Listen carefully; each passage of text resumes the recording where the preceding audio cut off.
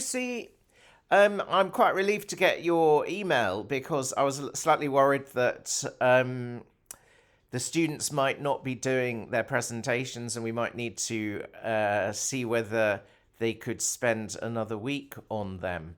But it looks as though everything's on track, which is absolutely fantastic.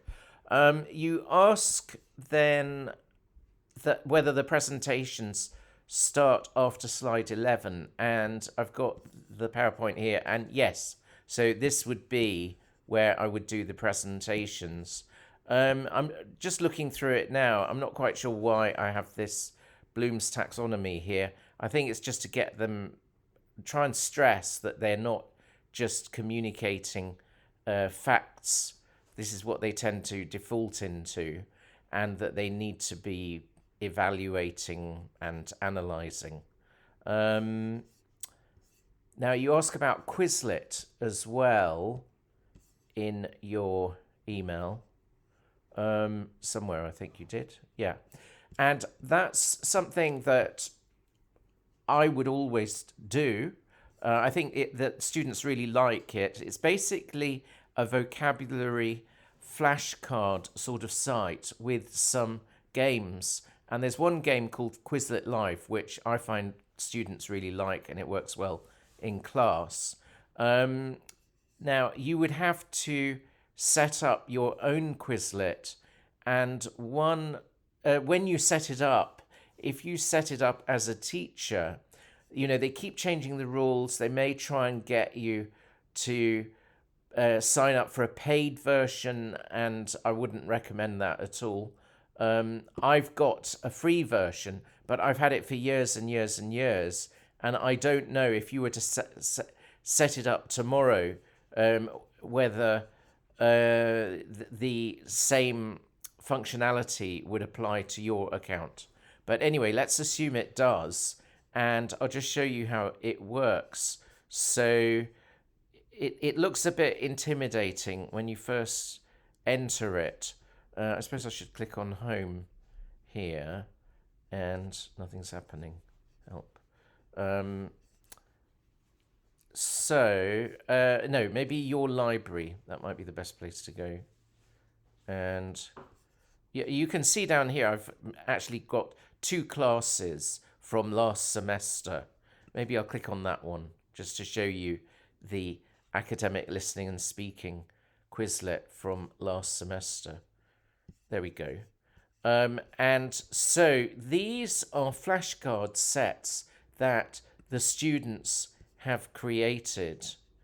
And I don't think that's a good example. So let's just go down a little bit. And okay, here's one. And so you've on one side, you've got a word. I encourage students to choose, academic words that they think will be useful. And then on the other side, they've got the definition. And you can, essentially, that's what Quizlet is. It's a set of these flashcards. If you scroll down, you can see the words on the left and then the definitions on the right-hand side. And so this student has created a Quizlet of 1, 2, 3, 4, 5, about 10 flashcards. And what they can do, there should be a way of editing this flashcard set, which I can't find. Where is it? Somewhere. Maybe if I save it first of all. So if I save it and then open it, I should then be able to edit it.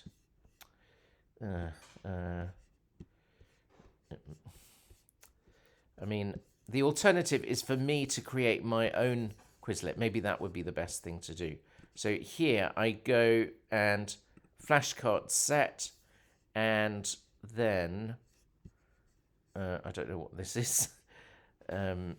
So let's ignore that. And so here I would put my word in, And then over on the right hand side, the first time I do it, I've got to choose the language. So I just choose English here. Here is where I put my definition. And it will, or it did before, actually suggest definitions, but to make sure. And then if I come down here, I don't know what I'm going to put here, facilitate. And then in the past, it always suggested, that's the problem with these sorts of things, that they keep changing it. But okay, so facilitate to make easier, for example, and then I click on add card, etc. And so it goes on. And when I'm done, I can just click on create. And now I've got my Quizlet, and I can share this. So if I copy that link, and this is what I encourage students to do, to copy these links to their own Quizlets and then share those links in that folder that the student shared. Where is it? The self-study folder. So for that would be where I would encourage them to put this Quizlet link. And then what you can do is put the Quizlets all together. Now, because there are only 2 words in this Quizlet, it's not going to work. But if you had like more words, can you see Quizlet Live is grayed out here? This is a great way it's a great kind of game that you can do in class, and students love it. It's like a test on students' speed. So they all sign up on their phones to this game, and then they are like horses trying to match the words. And every time they match a word, they move forward towards the end goal, which is matching all, I think, 10 words, maybe 12 words. And if they manage to match 12 words, then they win it. And it's a race to see who gets there first. But anyway, I would recommend it. It does look a bit intimidating, but it's a matter of kind of getting your head around it. And yeah, I mean, what you could do is just ask students to sign up for it. And first of all, share with you their Quizlets. You don't necessarily you could just play Quizlet Live with maybe 1 or 2 students' Quizlets. And then what I do is look through the students' Quizlets. So if we go here to this class that I've set up, so what I would do during class is just to, have a look through their list of words and just comment on whether I thought they might be useful for them. And, sometimes they make mistakes in their definitions, and I just briefly comment on that. But anyway, up to you whether you want to go ahead with this. It might be a little bit daunting. All the best.